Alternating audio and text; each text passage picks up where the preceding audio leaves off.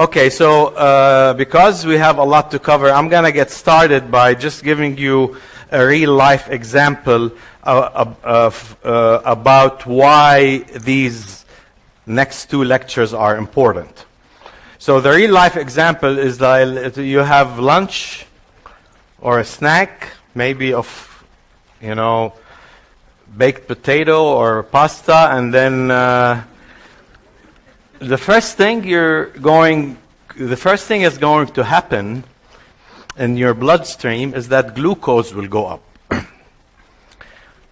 Glucose going up is going to trigger a response from the pancreas. The pancreas is going to release insulin.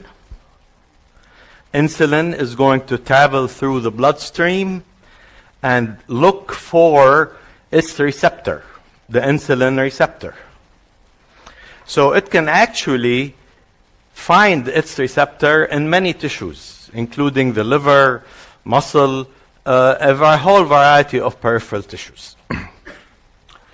When insulin binds and finds its receptor, it is going to instruct that tissue to do something. For example, insulin is going to tell the liver, we have plenty of glucose, you can synthesize glycogen. So you activate the glycogen synthesis. We have plenty of glucose, you can activate glycolysis. So in that process, two things happened.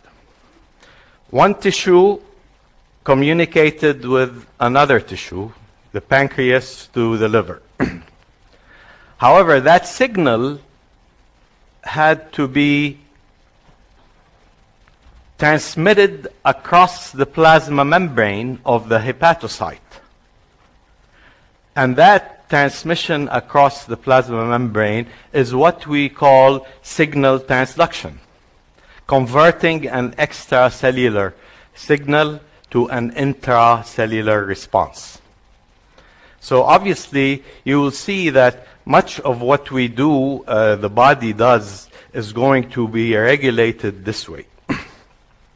Okay, so let's get started. And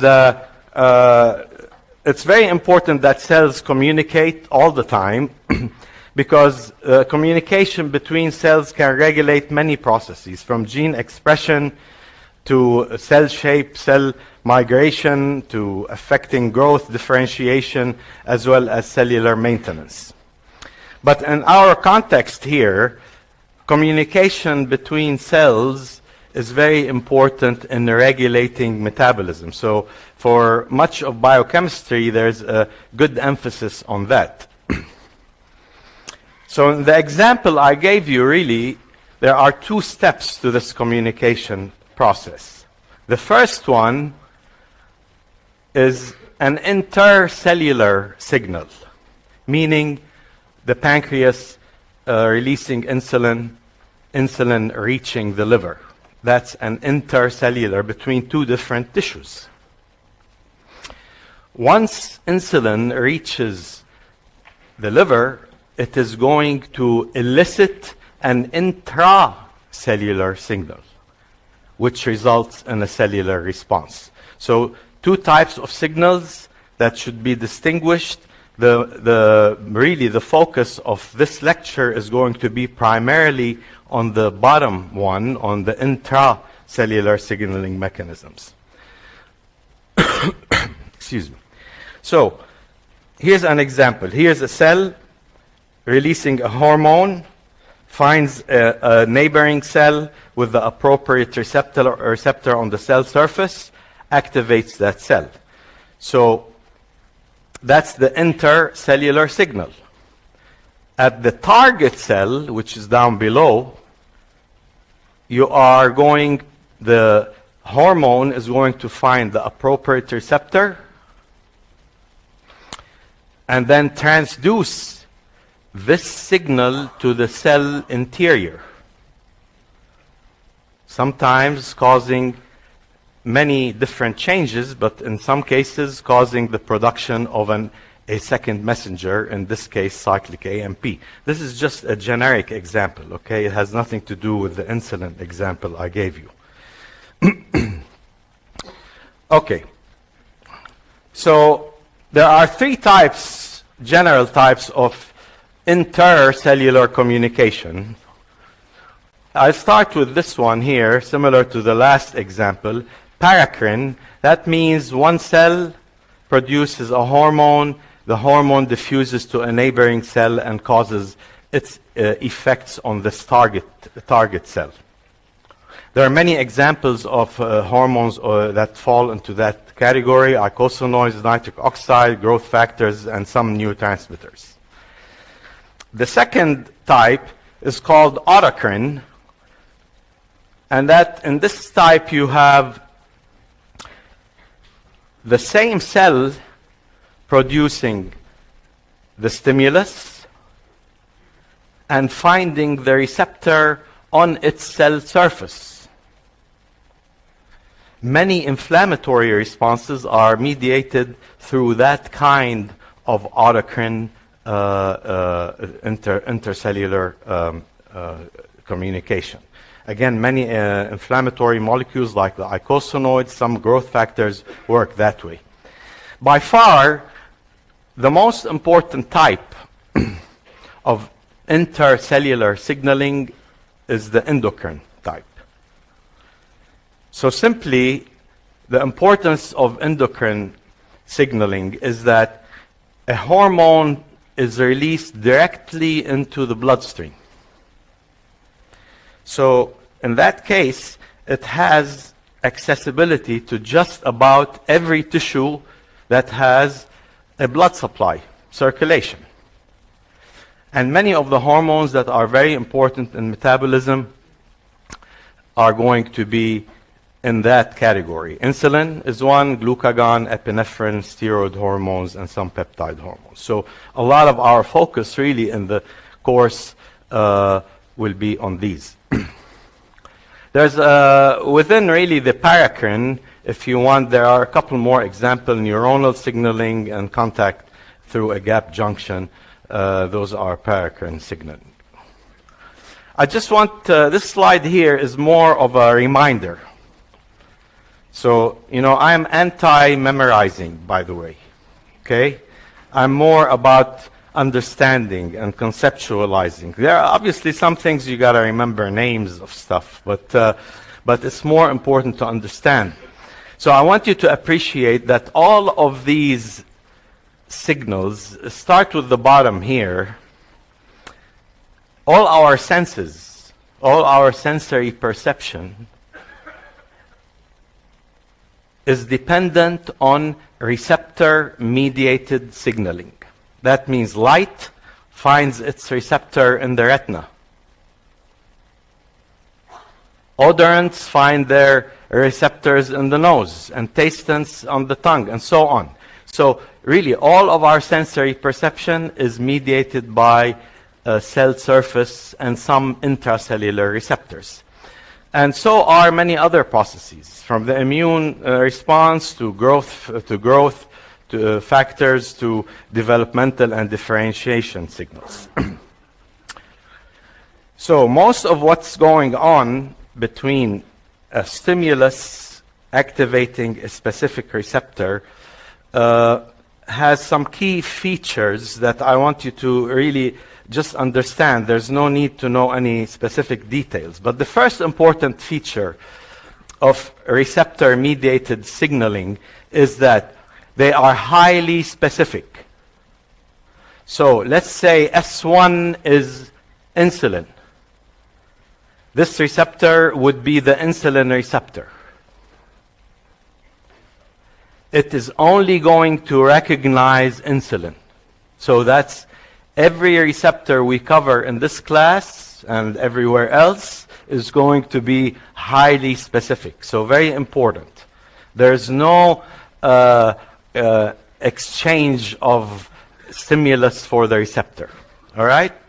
That's first one. Second important feature is amplification.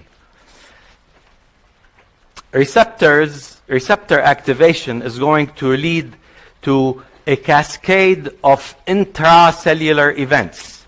So you might activate a receptor, then you activate one molecule of enzyme, and that enzyme might activate 3 molecules of another enzyme, and so on, and you end up activating a major cellular response downstream.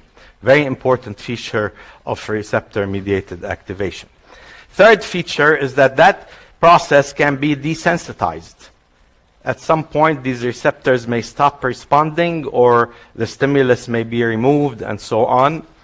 And finally, it's important to appreciate that cells may have many different types of receptors. And in some cases, you might have one signal that, say, is stimulatory, and one signal that is inhibitory. And the cell eventually integrates both signals into a response. And don't worry about these down here. That's just so just appreciate that you can have an integration of response. Sometimes, for example, you have counter-regulatory hormones. You have insulin, you have a counter-regulatory hormone like glucagon or cortisol. They can counter the effects of insulin, but the cell eventually is going to decide on which way it's going to go. Okay, so the receptors that respond to specific stimuli are basically classified as 4 general big families, if you want. Okay? Steroid receptors, gated ion channel receptors, receptor enzymes, and the last one, my favorite, G-protein coupled receptors. Okay? And we'll go through all of them, and I'm just going to tell you some key things that you want to focus on. The first one, you want to understand the mechanism that that receptor is activated. Okay? And you want to kind of remember a couple of examples that I might have given you here. And those are usually included in all the slides. So, don't get too much into a lot of details until I tell you which detail it is. Okay? Yeah.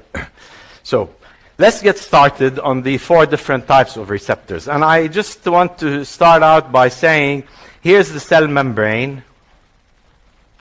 Of the 4 types of receptors, there are 3 that are membrane proteins. So the receptors are associated with the membrane. They are integral membrane proteins. They're part of the membrane. Here's one type.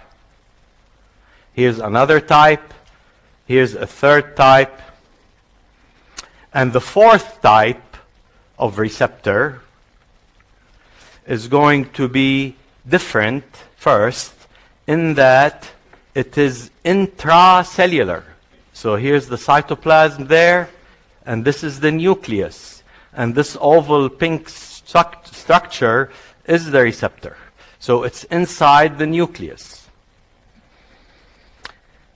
So I'll start with this first type here, which is the good representative of that type of receptor is the steroid receptor. So, first of all, important feature about steroid receptors is that they are always going to be intracellular. They're going to be either in the cytoplasm or in the nucleus. Many examples: testosterone, estrogen, cortisol. And very importantly here, each of these will have their own specific receptor. This is the specificity that you want to know. Testosterone will only bind to a testosterone receptor. Cortisol will only bind to a cortisol receptor. But they share a similar mechanism of action. Similarly, there are other molecules that share a similar mechanism. Vitamin D has a vitamin D receptor inside the cell, and so does a vitamin A or retinoic acid, and so on. So these are important examples to remember that resemble how steroid receptors, where they are and how they work. In general, the steroid receptor is going to work by changing gene expression, either upregulating or inducing gene expression, or downregulating or repressing gene expression. That's the major mechanism that you want to remember about steroid receptors. So what that means is simply that whatever gene is being upregulated, the protein it encodes will be synthesized at a higher rate, and the cell will have more of that protein. Importantly, the stimuli that work through this intracellular receptor are all lipophilic, and I just want to give you an idea what that means. Here's cortisol. Cortisol is a lipophilic molecule, so is aldosterone, and so is retinoids, and so on. The point of that, you don't really need to know any structures. The point of that, these lipophilic molecules can cross both the plasma membrane as well as the nuclear membrane. So they can find their receptors inside the cell. Very important thing to remember. They're intracellular receptor. So here's say a hormone. Here's the hormone there. Here's a receptor, this bean-shaped structure, and this another receptor. So you can have the receptor being in the cytoplasm or in the nucleus. Okay? The key is that the hormone has to cross both the plasma membrane and the nuclear membrane. So this is the example of how, say, cortisol might work. So let's say this is cortisol. Cortisol, the stress hormone, if you don't know by now, is important hormone during stressful times. It has the ability to cross the plasma membrane, which is lipophilic in nature. So you need a lipophilic molecule to be able to kind of squiggle its way through the plasma membrane. Inside the cytoplasm, cortisol is going to look for its receptor, and this green structure is its receptor. Once cortisol binds its receptor, this is now an activated receptor complex, steroid receptor complex, which in turn can translocate into the nucleus. Here's past the nuclear membrane. In the nucleus, this complex is able to bind a specific region in a specific gene designated enhancer region. The effect of this binding is to upregulate the gene expression by stimulating the promoter region of that gene. So you have more messenger RNA made, and consequently you have more protein made. And if that protein happens to be an enzyme, that enzyme amounts in the cell will go up. Okay? So this is how most steroid hormone receptors work, upregulating or downregulating specific genes. And that applies to vitamin D, vitamin A, and thyroxine. Okay. Through their own specific receptors. Okay? Again, specificity is key here. So this is really just the same thing. Sometimes that enhancer element that the complex binds to is called hormone responsive element, which is a complex, binds only the complex of the receptor and the hormone. Okay? And then you increase transcription, increase translation, and there's your increased amount of protein synthesized. The second type of receptor is we are moving from the nucleus out to the cell membrane now. Okay? We're going to talk about the remaining 3 classes of cell surface receptors. The first one is gated ion channel. And that's really one of the simplest receptors. Maybe it's 3 slides worth of presentation. So here's the gated ion channel. I'll just go here for it's easier to talk about it, but you can go back to read that. I just want you to imagine, here's the plasma membrane down here. And this gated ion channel receptor is made up of these 5 subunits, all proteins, obviously. Right? So, when acetylcholine binds to the extracellular surface on the outside of that receptor, it changes the conformation of this entire receptor and causes it to open up, which allows sodium to come in. And obviously, if you have sodium coming in, you're going to cause depolarization of that membrane. So this is an example of a gated ion channel receptor. It causes the opening of it binds on the extracellular surface, causes conformational changes and opening of the gated ion channel. Many neurotransmitters work that way. Acetylcholine, GABA, glycine are 2 other examples. Okay? So that's really all you need to know about that.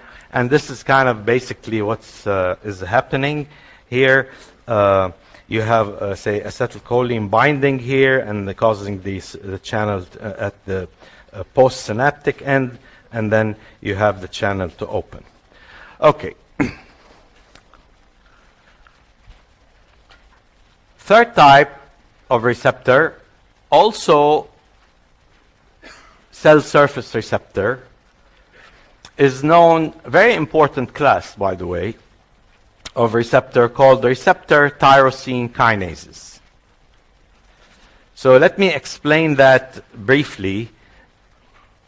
So you want to think of the receptor on the cell surface as having a dual function. First, it's going to bind the stimulus. That's its first function.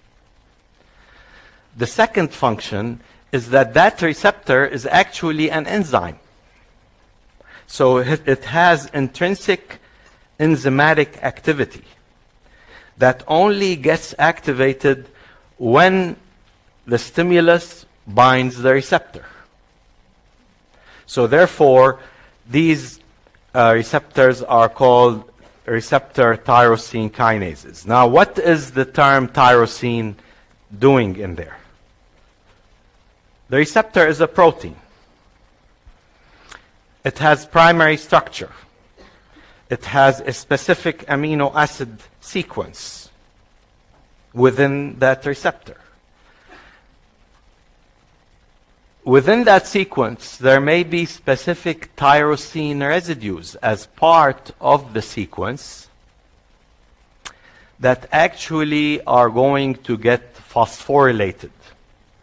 So that's what the tyrosine kinase stands for. So that means the receptor has activity that can auto-phosphorylate specific tyrosine residues on itself. And here's really the illustration there. So think as of these, again, you don't need to know all the details here, but this is the insulin receptor. Okay? Here's insulin, these heart-shaped structures there, pretty cute as insulin. That's not its shape, but you know. And then you have this tetramer here, 2 alpha, 2 betas, are the insulin receptor. So when insulin binds to the extracellular surface of the insulin receptor, it is going to activate that tyrosine kinase activity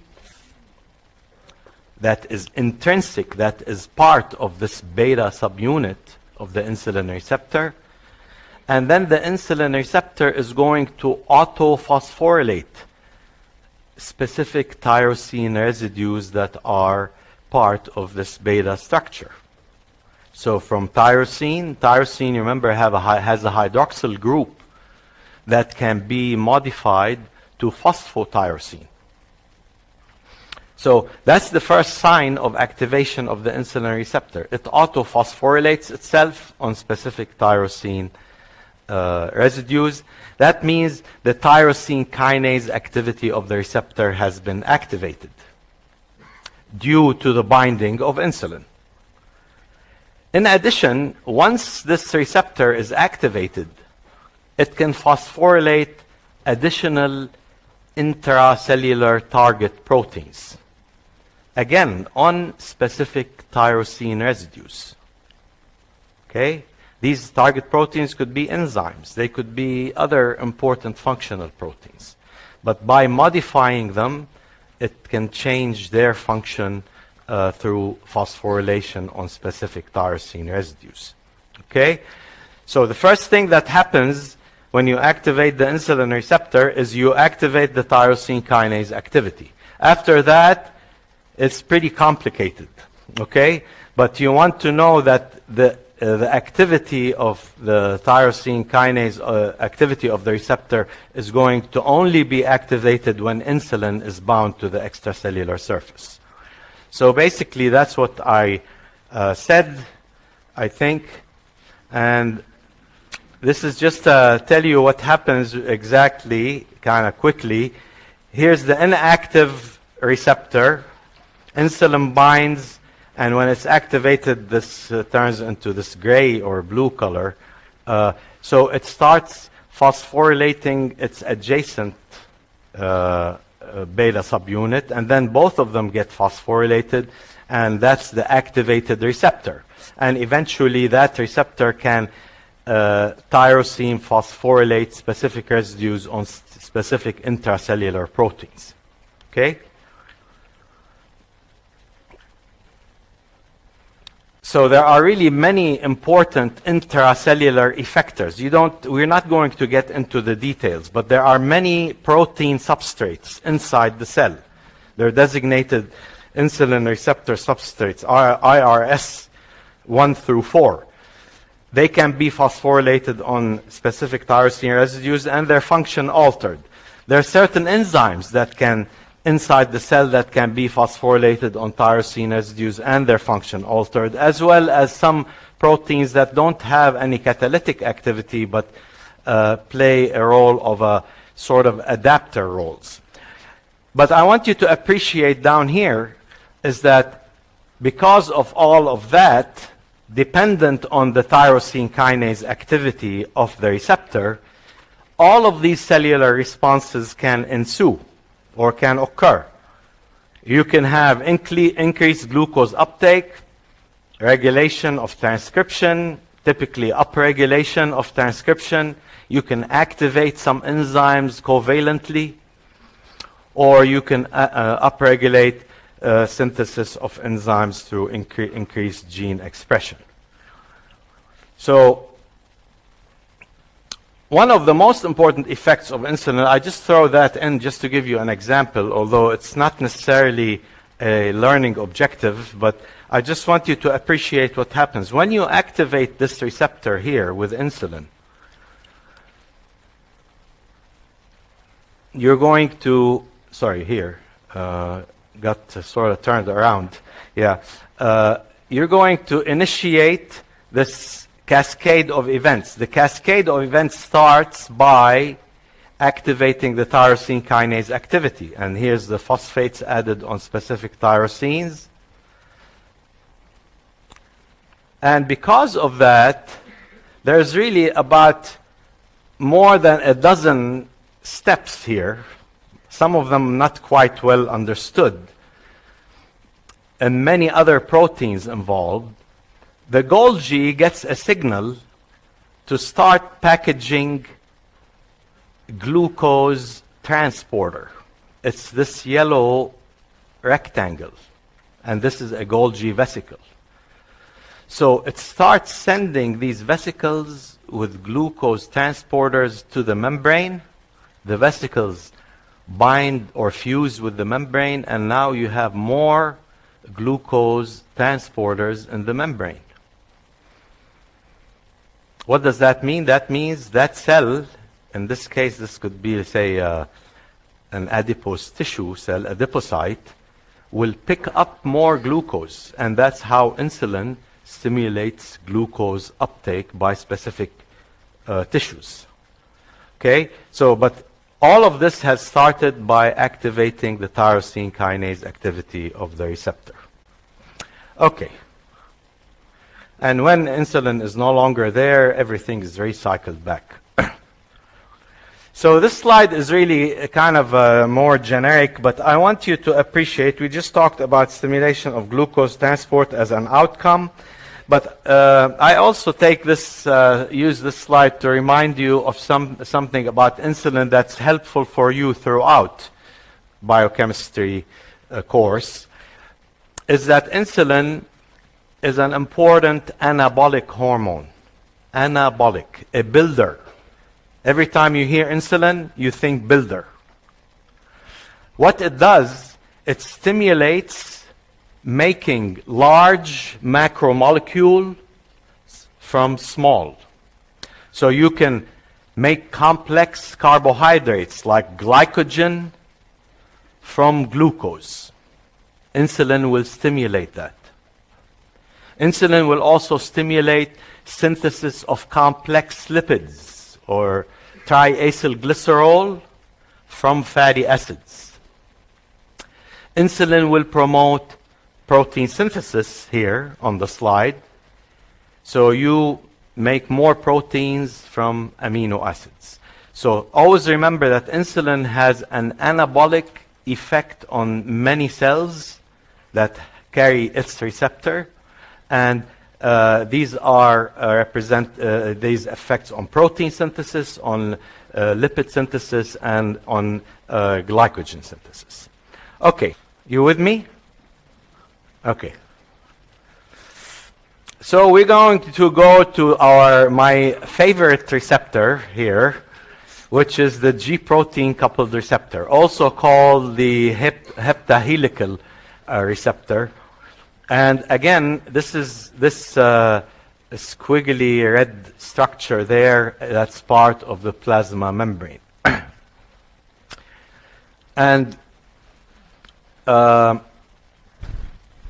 let me just say a couple of things here on these receptors, just to get you inspired to learn as much as you can, okay?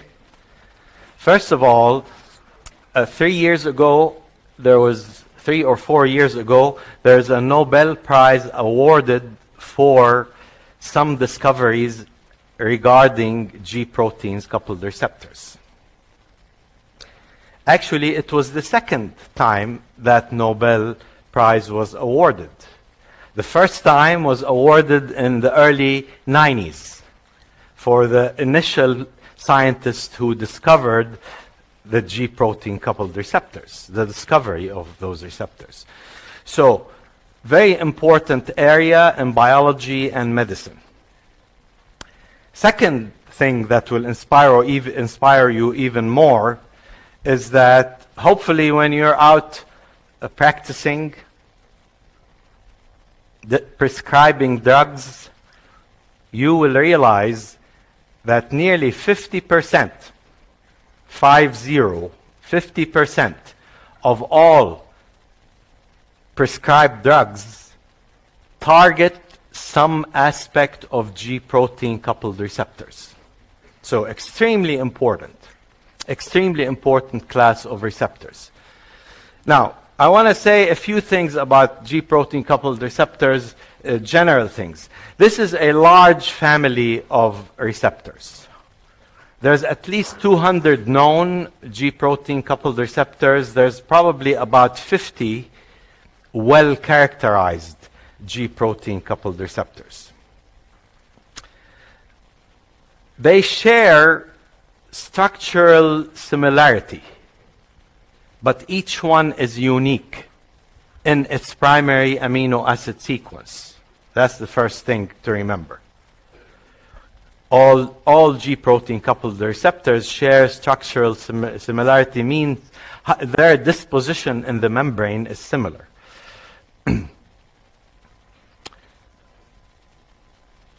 Let me go back up. Why are they called G-protein coupled receptors? They're called G-protein coupled receptors because they transduce their signal through a GTP binding protein. That's why it's called G-protein on the intracellular side. So that's hence the name G-protein coupled receptor. They couple themselves to a G-protein, and then that G-protein will activate a specific intracellular enzyme. Usually we call that an effector enzyme or a target enzyme. And then that enzyme is going to produce a molecule that was previously absent inside the cell. So when you activate the receptor, you go through a G-protein. A G-protein activates an enzyme, produces a molecule that wasn't there before the receptor was activated. So that molecule that is produced is now called a second messenger. So G-protein coupled receptors always produce a second messenger inside the cell. Okay? That's a very important association I want you to have with that class of receptors. So I'm going to just tell you one example of a second messenger is this small molecule there, cyclic AMP. Another example are these. We're going to talk about these in great detail, but I just want to give you an example. Cyclic AMP is an example of a second messenger. Before receptor activation, this molecule would have been absent inside the cytoplasm. After receptor activation, this molecule concentration goes up. And that's why we call that a second messenger. Second important feature about second messengers is that they are typically small organic molecules. Okay? They are not proteins in nature. They are not peptides. They are typically organic small molecules. Here they are. Here are the examples. Cyclic AMP is one, IP3, inositol trisphosphate, diacylglycerol, calcium, cyclic GMP, nitric oxide. We'll talk about all of these actually today and to varying extents, but these are, I want you to appreciate just the idea or the nomenclature. Second messengers are typically small molecules that are not present during the resting state of a cell. When the cell is activated by the appropriate G-protein coupled receptor stimulus, then it might produce one of these. In this case, you produce cyclic AMP. If another receptor is activated, you might produce these three, and so on. Okay? So here's the general kind of configuration of G-protein coupled receptors in the membrane. Again, I'm going to try to really use this to just give you some key conceptual things about G-protein coupled receptors to help you sort of solidify this, all that information.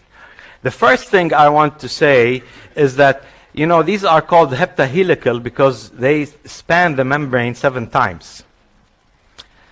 And this is the extracellular side, and this is the intracellular side. There are 4 important features that you always want to remember. I pointed to 5, but really 4 important features.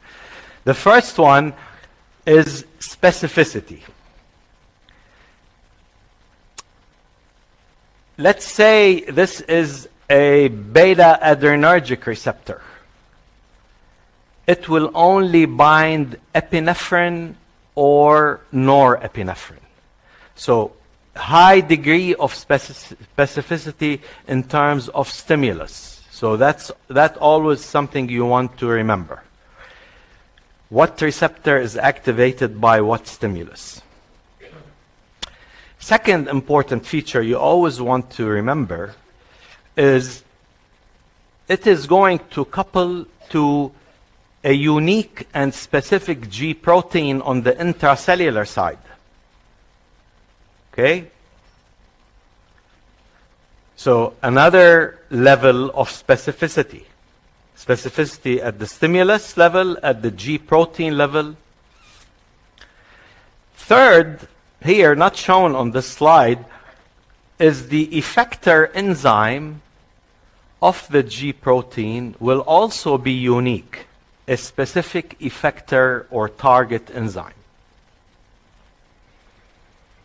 That's 3 important levels of specificity. The fourth one is that enzyme will produce one type of second messenger only. If that enzyme is adenylate cyclase, it will produce cyclic AMP only. So 4 levels of specificity associated with each G protein coupled receptor. Stimulus, G protein identity, identity of the target enzyme, identity of the second messenger produced. Very important. So I'm going to skip these. I think I kind of talked about them enough. I just want to show you, here's the family. These red receptors on the cell surface represent the family of cell surface of G protein, some of the members of that family. I just want to point out to you that you can have a different G protein, that's this here, there. You can have a different effector enzyme, you can have a different stimulus, and you can have different second messengers. And again, signaling from the outside goes all the way to the nucleus sometimes, changing transcription, translation, and causing many cellular responses. Fortunately, we're only going to cover 2 types of receptors here, and that's those are the main 2. Well, actually, I should say maybe 3 types. But these are the main 2 we were going to cover. I want you to think of these as unique receptors. Beta-adrenergic receptor here, that's one. And that's what we'll cover later. That's the alpha-1 adrenergic receptor. But what I want to impress upon you is, again, you want to appreciate the specificity at every level of the hormone, of the G protein, and the enzyme that is involved. So we'll start with this one, the beta-adrenergic receptor. I'm going to start here. The name adrenergic receptor is derived from adrenaline. Adrenaline or epinephrine are the stimuli for adrenergic receptor. One type of adrenergic receptor is designated beta because it has a specific sequence. So it's a unique type of adrenergic receptor designated beta. That beta-adrenergic receptor, once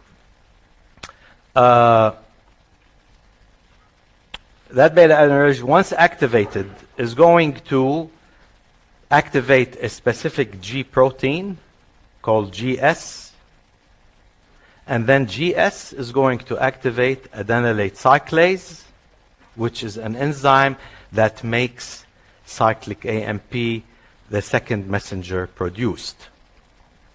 Cyclic AMP is then going to activate an intracellular protein kinase designated protein kinase A. I told you we're only doing 2 receptors, but we're really doing 3 receptors. Glucagon, here's another thing. Glucagon has a unique receptor called Glucagon Receptor. And that unique receptor can activate the same pathway. So the glucagon receptor can activate GS, then activate adenylate cyclase, produce cyclic AMP, then protein kinase A. Very importantly, these arrows don't cross like that. So glucagon can only activate the glucagon receptor, and epinephrine or norepinephrine can only activate the beta-adrenergic receptor. That's the first thing about specificity.